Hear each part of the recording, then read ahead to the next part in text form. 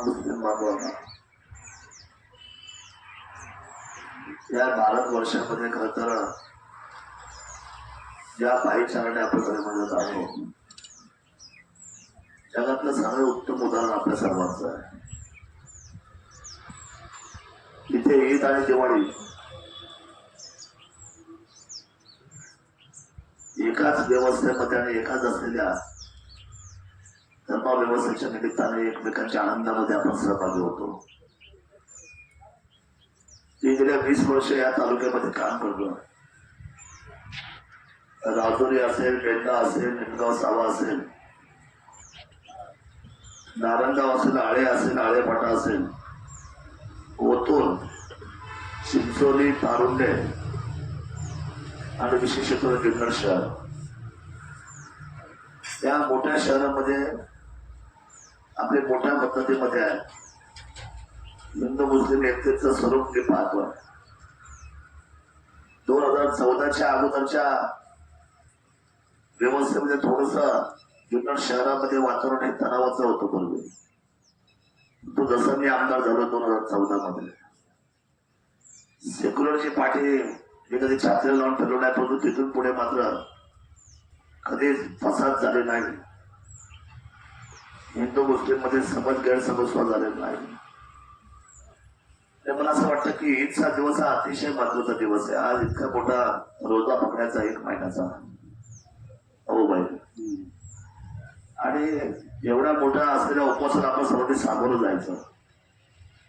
मला विशेष आहे की लहान 1-1 वर्षाची मुलं सुद्धा आणि आता एवढ्या मोठ्या उपवासाला सामोरं जातात. आणि त्या वयाच्या 90, 95, 100 वर्षाची माणसं देखील आपल्या समाजामध्ये.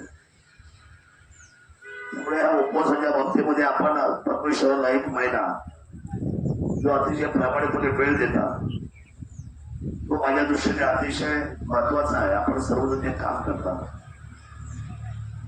आणि म्हणून आपण सर्व मंडळी त्या ईदच्या दर्ग्यावर आज आपण इथं जमतो. या ईदग्यावर हा ईदगा आहे.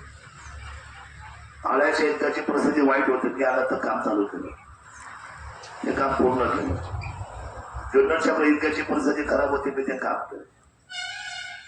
राजुरीच्या आपल्याला मस्जिदीपासून त्या सगळ्या गोष्टीमध्ये प्रत्येक ठिकाणची कब्रस्थान असेल किंवा या पद्धती असतील, दोन्ही ठिकाणच्या तिथे उत्सव होता किंवा आपल्या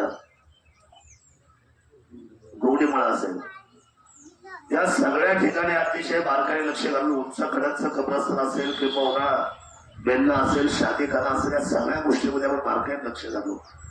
ही सगळी कामं जवळजवळ पूर्णत्वाला गेली. आधीचे ईदगे, आधीचे कब्रस्थान, आधीच्या मस्जिद आणि आतामध्ये खूप मोठा फरक आता झालेला आहे.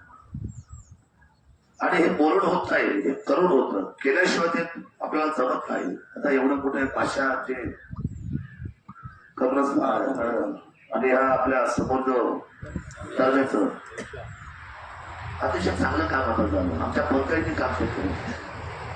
पण मला असं वाटतं की आपण सगळी मंडळी एका व्यवस्थेतली मंडळी आहे. मला काल अबूबाईचा फोन झाला, आता सकाळी जर आलं तर बरं होईल. म्हटलं मी पहाटे परत पोहोचतोय.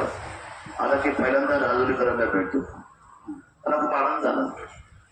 म्हणजे आता या ईदला इथं आल्या तर आता प्रत्येक घरामध्ये मी शिवकुमार घेतल्यासारखं आहे. मला शाखेने पण आमच्या फोन केला. म्हणजे माझे सगळं अकबरबाई तर म्हणजे माझे मित्र आहेत. आपण सगळेच माझे मित्र आहात, माझ्या जवळच्या.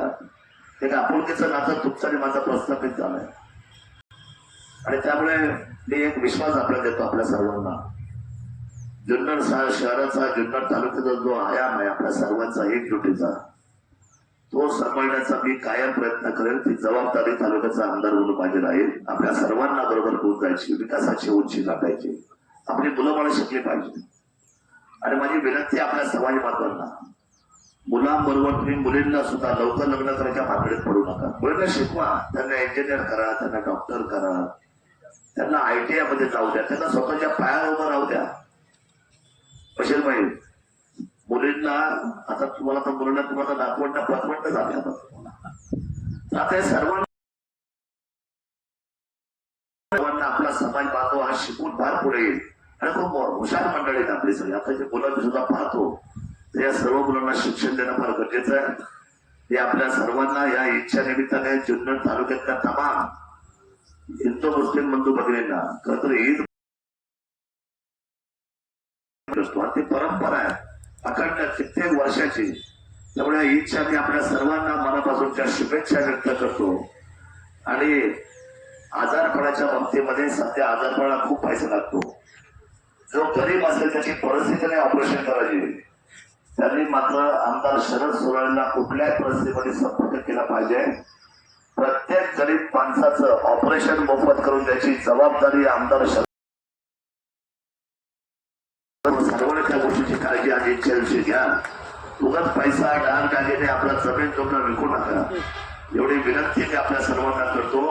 मी आपल्याला पुण्यासारख्या ठिकाणी घेऊन जाईल तिथं तुमचे ऑपरेशन मोफत करेल पण गरिबाने नाही. याच मी खऱ्या अर्थाने इच्छा शुभेच्छा देतो. आपल्या सर्वांना उत्तम आयु आरोग्य लाभावं. तर सेहत अच्छी है तो सब सिर सलामत तो पगडी 50. आणि हे आता बघा ना एवढी दाढी वाटली पांढरी असं आयुष्य तरुणांना मिळालं पाहिजे. असं घ्यायचं 90, 95, 100 वर्षाचं आपल्या बापदादांनी आयुष्य जगलेलं आहे.